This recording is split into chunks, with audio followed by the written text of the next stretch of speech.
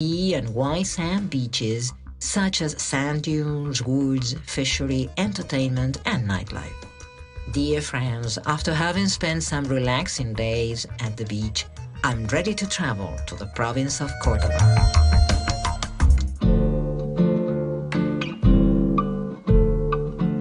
The capital of Córdoba lies almost 700 kilometers from Buenos Aires, towards the center of the country. It's one of the most outstanding in the country.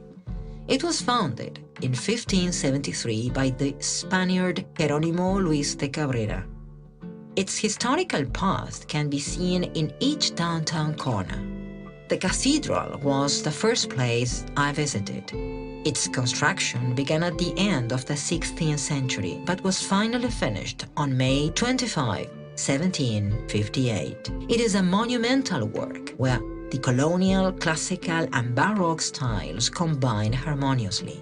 Close by stands the historical Cabildo, the city's old civic center. Its construction also goes back to the end of the 16th century. The financial downtown area of the city holds a truly historical treasure declared World Heritage by UNESCO. It is the Manzana Jesuitica, the Jesuit block, whose history dates back to the early 17th century.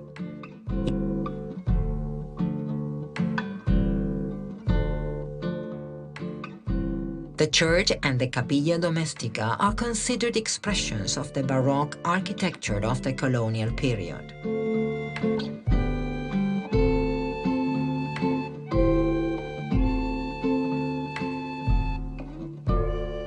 The inner province of Córdoba proved to be as beautiful and interesting as I thought.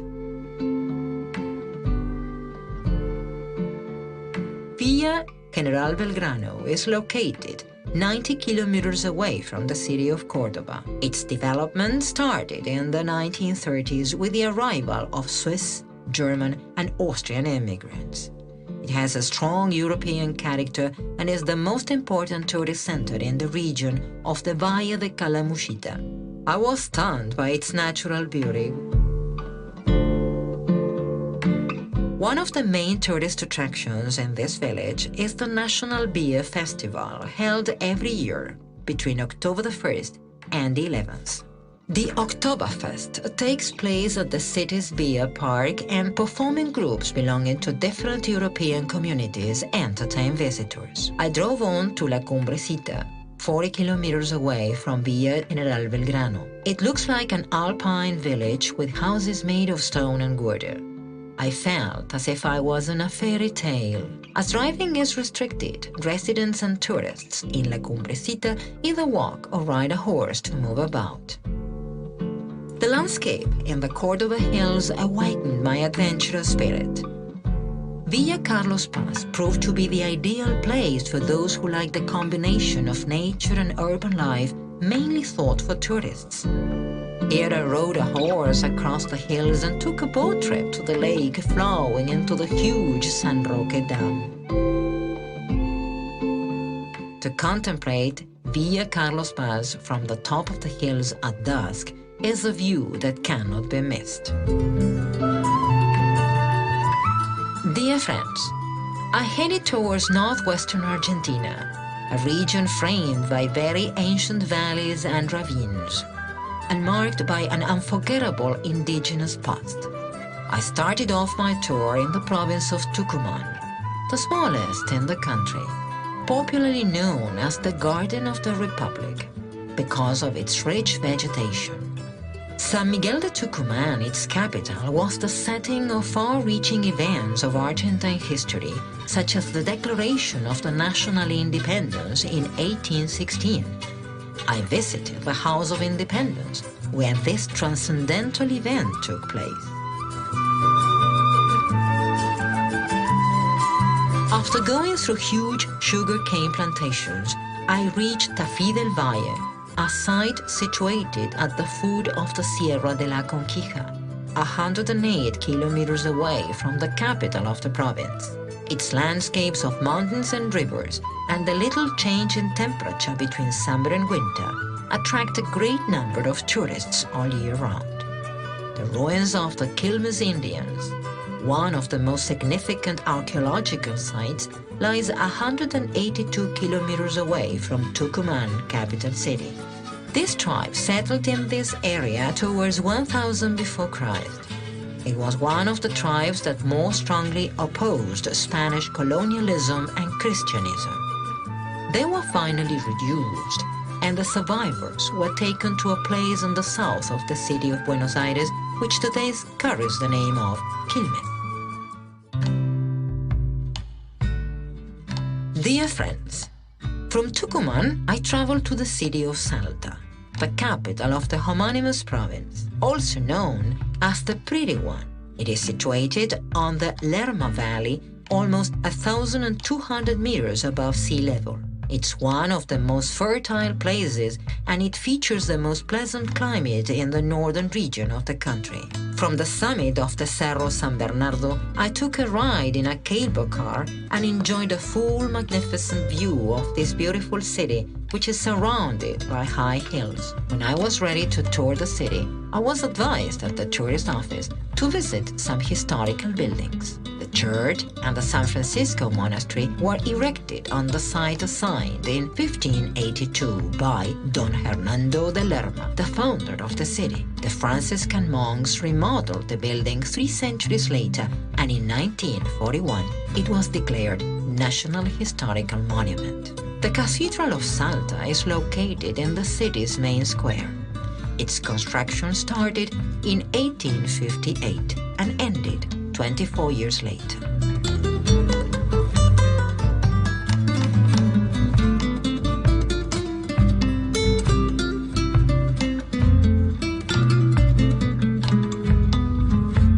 Then I approached the San Bernardo Monastery, one of the oldest constructions in the city of Salta. It was built between the end of the 16th century and the beginning of the 17th. Without giving it a second thought, I went to the railway station where the legendary Tren de las Nubes sets up.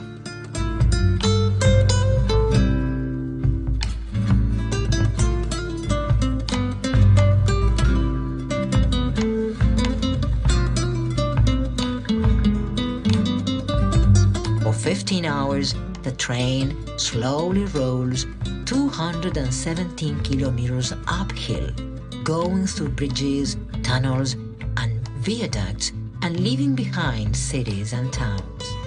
The whole stretch winds through the western Andes mountain chain, whose peaks range between 3,000 and 5,000 meters in height. The Valle de Lerma, seen from above, offers an unforgettable view. During the trip, these mountainous formations display the most varied and wonderful colors. We finally arrived at the La Polvorilla viaduct, the end of the trip.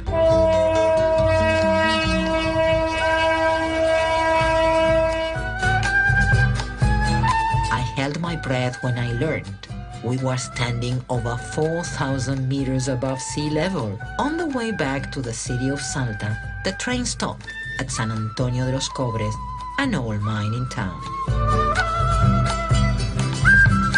Thrilled by the landscape, I went to the area of the Valles Calchaquíes. I took the Cuesta del Obispo road to Cachi, 156 kilometers from Salta city. The origin of Cachi goes back to 1673.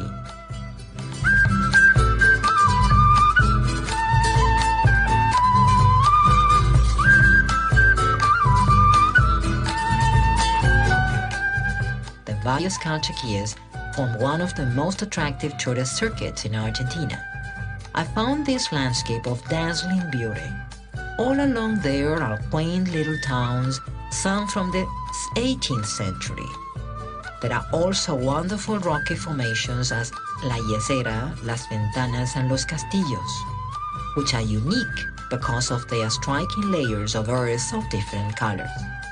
Within the circuit of the Valles Calchaquíes, the most important tourist center is undoubtedly the city of Cafayate. It's located 194 kilometers from the provincial capital.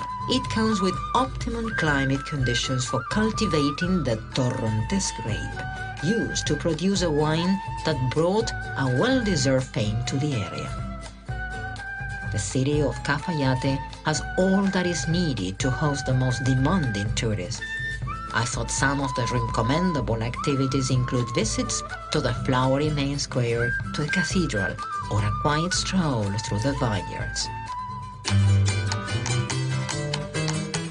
Dear friends, to start my tour in the province of Jujuy, I chose the Quebrada de Humahuaca because I had so often heard of its landscapes. The tour far surpassed my expectations. It's a mountainous valley that drives from north to south along 150 kilometers. It was the Inca route, a road traveled by arrieros and chasquis in remote time, an itinerary filled with historical interest.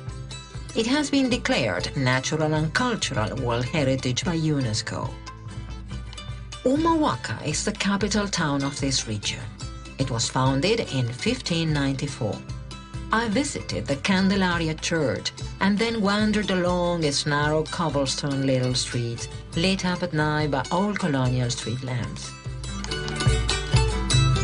Everywhere I met foreign tourists admiring the beauty and simplicity of the adobe houses, the typical dwellings all along this region. As a testimony of Argentina's historical past, Humahuaca keeps a monument in memory of the struggle for independence, the Monument to Independence. The forceful image of a man raising his fist to the sky reminds of the numerous battles waged in this area. As souvenirs of this beautiful town, I bought different crafts made by the skilled hands of the people of Humahuaca. 40 kilometers away from Humahuaca stands the village of Tilcara. Its pucará, fortification in Quechua, proved to be the main tourist attraction. These stone constructions are almost 1,000 years old. The church of Nuestra Señora del Rosario rises among the narrow streets of the little village of Tilcara. I continued my trip along a route lined by giant thistles and arrived in Purmamarca, a small village at the foot of the amazing Cerro de los Siete Colores. Again, I found lovely adobe constructions, some of which were erected in the 17th century.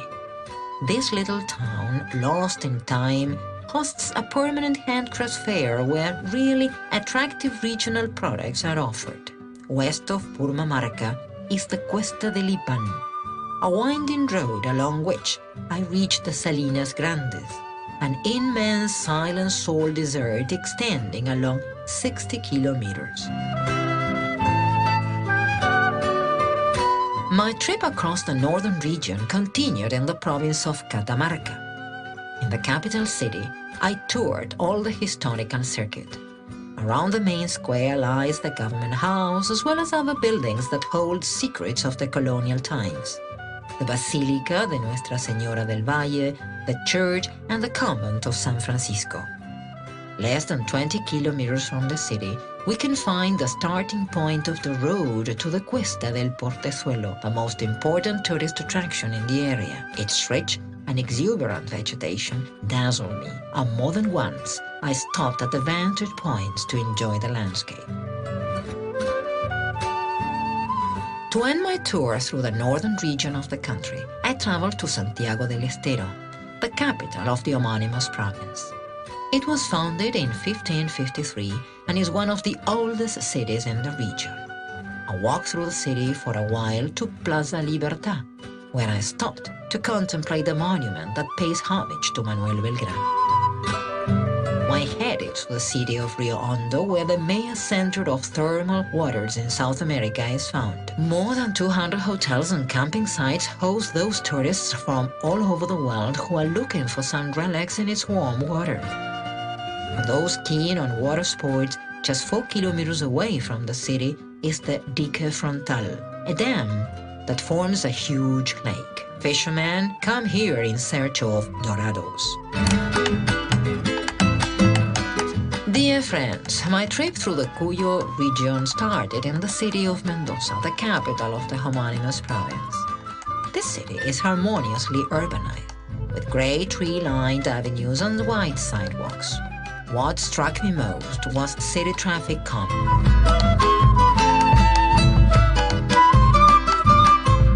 My first visit in the city of Mendoza was to the Parque San Martin. After going through a magnificent French gate from the early 20th century, I was dazzled to see this 419-hectare park designed by famous French landscape architect Charles Page in 1897. It holds a true botanical treasure formed by more than 50,000 trees of 700 different species and an enormous rose garden.